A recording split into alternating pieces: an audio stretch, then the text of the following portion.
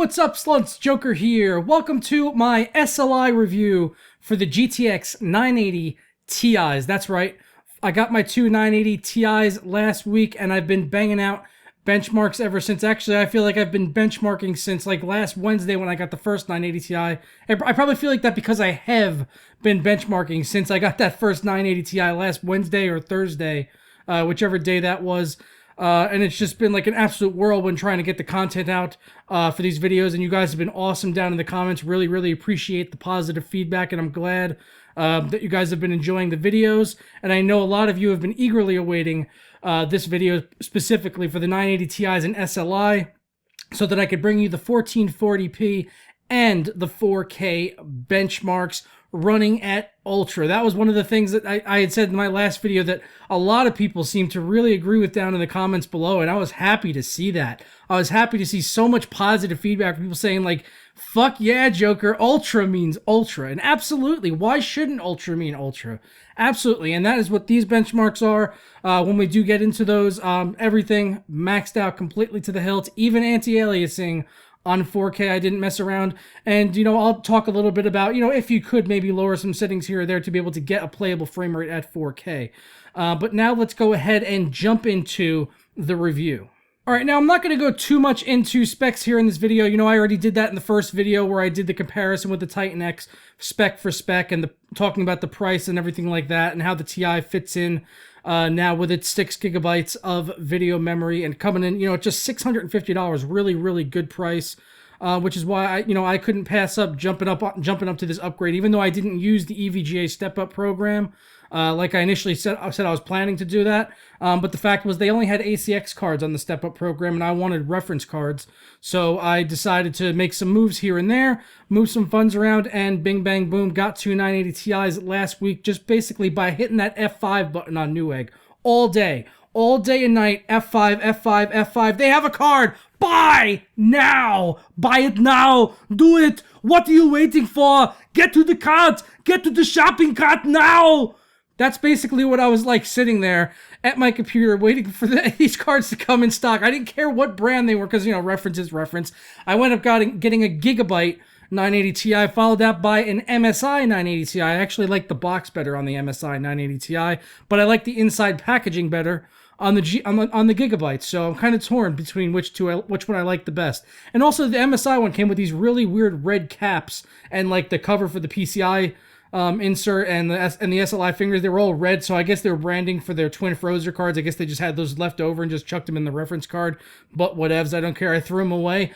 Although I was superficial enough to actually go back and grab my black EVGA ones from my 980s to plug up the ports that I wasn't using on the back of my system, in order to keep the dust out, but because I didn't want the red ones on there. I thought they looked hideous on my system, which is an all black and white theme. So I went ahead, got my black EVGA ones, and I stuck that in all the DisplayPort and HDMI covers on the back, ports on the back, so that I didn't have to see those ugly red things, when I reach back there like every 3 months, because I'm crazy like that. Now, obviously, one of the first things I had to do once I got the two 980 Ti's, in one system all together, ready to go, was overclock them. I basically launched a game so that I could see that it worked, so the cards were working relatively okay. I think I launched Battlefield. I was like, yep, this works. Okay, let's overclock. Instantly went back to the desktop, ran ASIC quality test with GPU-Z, and was surprised these cards are almost identical for ASIC quality. The first card that I got, the Gigabyte, was at 70.4%, so pretty respectable, an average ASIC rating quality. You can get a good overclock on that, and I'll tell you what I got in just a minute. On the second card, it was just a touch higher, but almost the same at 70.6%. So I know I was going to be able to have consistent overclocking, based off of what I had already done on my first card, because I had already overclocked the first card up to, I was at like, the max I had done was plus 250. And I had tweaked that, and I had sat there and messed around with that a little bit, and I was able to get that to around 260, because I found out that wound up bringing my boost to exactly 1450. The boost on this card seems to work at about 190 to 200, even though it's only rated at 1075, but thanks to GPU Boost 2.0, it goes beyond that. It goes up, like I said, to around 190 to 200. So when I got the two 980s in there, I instantly just stuck it on 250 right away, which brought my core up to 1250, and then it was boosting another 200 on top of that, bringing it up to 1450, which was basically the stable point on this card. And that's something I've seen in other reviewers like Gamers Nexus. They went over this in their overclocking video. Anything over 1450, the 980 Ti reference cards start to get a little bit shaky, and they can crash in certain benchmarks, especially Valley and Heaven, which, you know, really stress them to the max. Other benchmarks I could get through okay, but in Valley and Heaven, and when I ran like Furmark, I was able to start to see some artifacts if my boost had taken me over 1450. So I wound up dialing back my plus 260 on the core to plus 250, so that when for the odd times that it went a little bit over 200 on the boost, it never took me over 1450. So now right now I hover around like 1440 on my boost overall with my overclock, and every once in a while that'll kick up to 1450, but 1450 is stable, so that's basically just fine for me. So I basically settled at plus 250 on the core, and I'm leaving the memory at 200 because the memory doesn't really give that much of a boost in performance anyway. I could probably crank that up another 100 or so without breaking a sweat, but it's really no big deal to me. I leave it at plus 200, and I think I'm boosting to 3800 on the memory, but remember that gets doubled, so that's about 7.6 gigahertz, which is, you know, totally fine by me, because even if I increase that a little bit more, it's not going to really give me that much more in terms of raw performance. And in terms of the gains that I saw from the overclock, which you'll see in the benchmarks in a little bit, I would say I gained on average about 15 to 20% in performance on the games that I was benchmarking and the synthetic benchmarks that I did use, and you'll get to see those graphs in just a short bit. Now, as far as scaling goes on the 980 Ti's, I think that it could be a little bit better. I think that'll get refined maybe with another driver or two, which isn't really that out of the norm. You know, it is, you know, a brand new chip, and hopefully, you know, in about maybe a driver or two or so, they'll be able to scale a little bit better. There were some times in The Witcher 3 and other games benchmarks where I noticed where it wasn't getting pushed all the way. Now, this could have been due to driver performance for that specific game, or it could have been for this specific card, because there were times in The Witcher 3 where I would have frame drops down into like maybe like the 70s or the 60s, and I would notice when that would happen, it's because my SLI was not scaling perfectly. It would drop down to around like 60% usage on each card. But when it was using like 90% plus usage on each card, then everything performed fantastically. Witcher 3 with Hairworks, you know, I'm getting up around 90 to 100 frames, basically back to what I was getting when I had two 980s, but playing at 1080p. But now I'm doing that at 1440. And when I tried running, you know, games at 4K, you know, it definitely was a lot more taxing. There were certain games that weren't going to hold a solid 60 at Ultra. You would definitely have to turn down anti-aliasing there on some of them. Battlefield 4 was not one of them. I could turn that game up to 4K without breaking a sweat and run around getting 80 to 110 frames on average, sometimes dipping down to like 70, but mostly sitting like 80 to 110 area, even on Siege of Shanghai, which is one of the most taxing maps with 64 people. I went and drove around that map in a tank a couple times and recorded my averages, and you'll see my average FPS on the graph. I don't know it off the top of my head, but it was in that 80 to 110 range most of the time.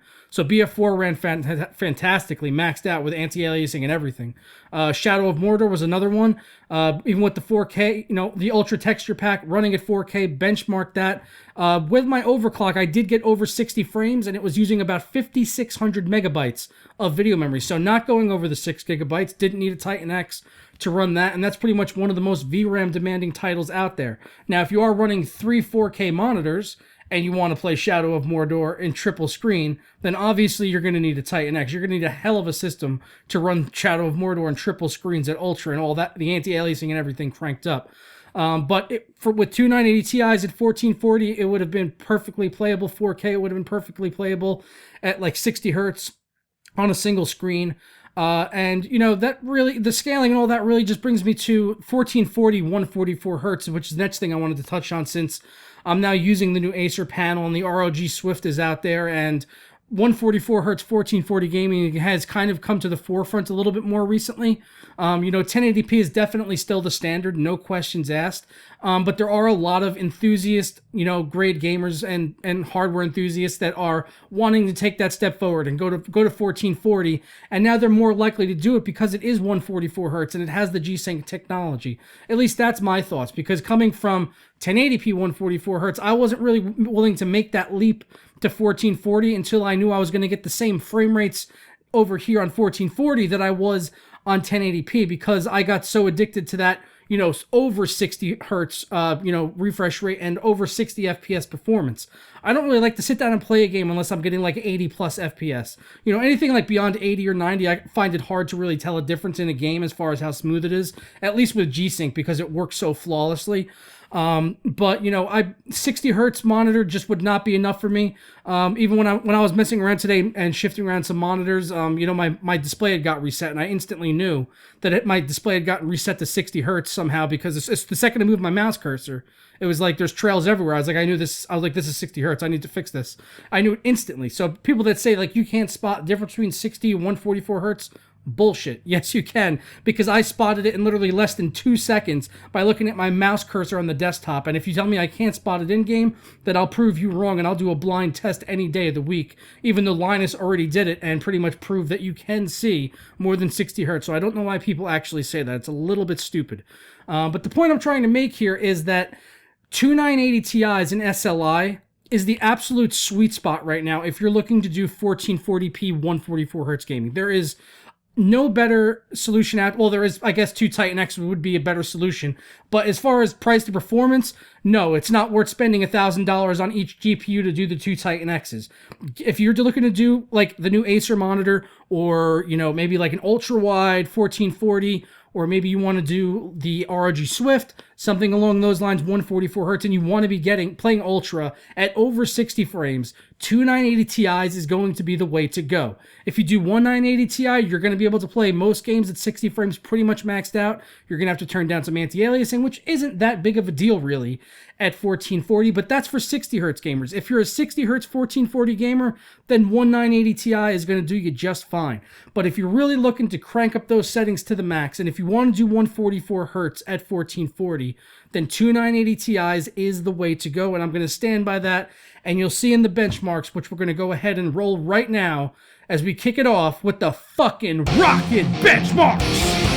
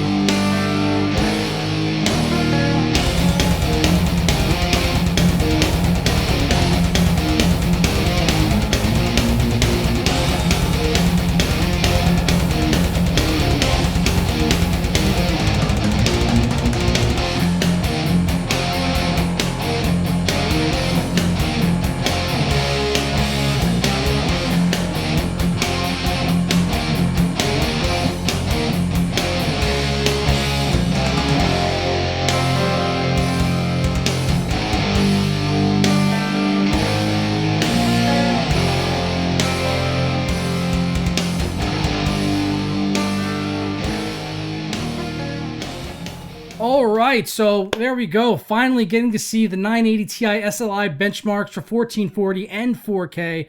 So hopefully that answers some of your guys' questions about the type of performance you can expect to see in some of your favorite, most recent games, and the kind of scores you would see in synthetic benchmarks and stuff like that. If you're into that sort of thing like me, and hopefully you are, hopefully you got a good idea of the type of performance you can expect if you're looking to run games like this at 1440 and 4K at ultra settings, ultra settings, not ultra with, PhysX off and ultra with TressFX off and ultra with Hairworks off.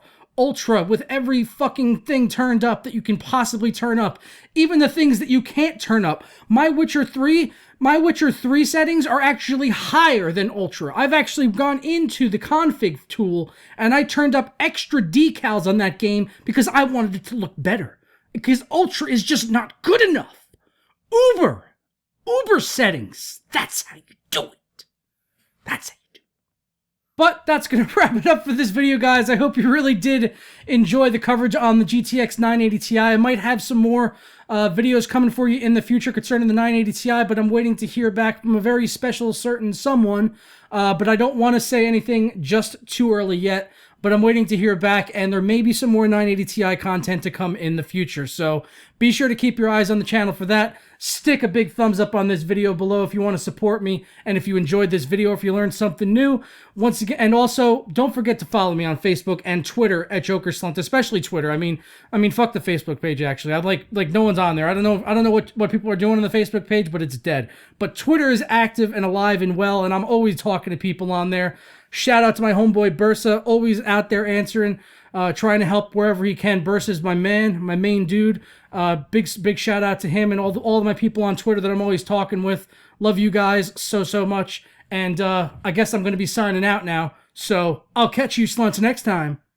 Ta-ra.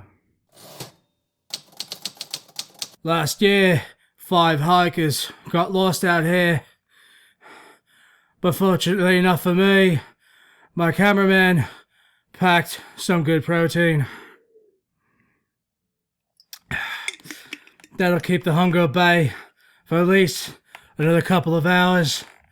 At least until I could find some more protein. How about those rockin' benchmarks, folks? Shall we do it again with the Mad Joker? Oh, yes, we shall. Oh, he's such a big man. Oh, you're such a good big man, aren't you, Joker? Oh, yes, you are. Oh, yes, you are. Stop it! You're stinking, fat, habits, go away! Precious! Sorry, it just comes out of me.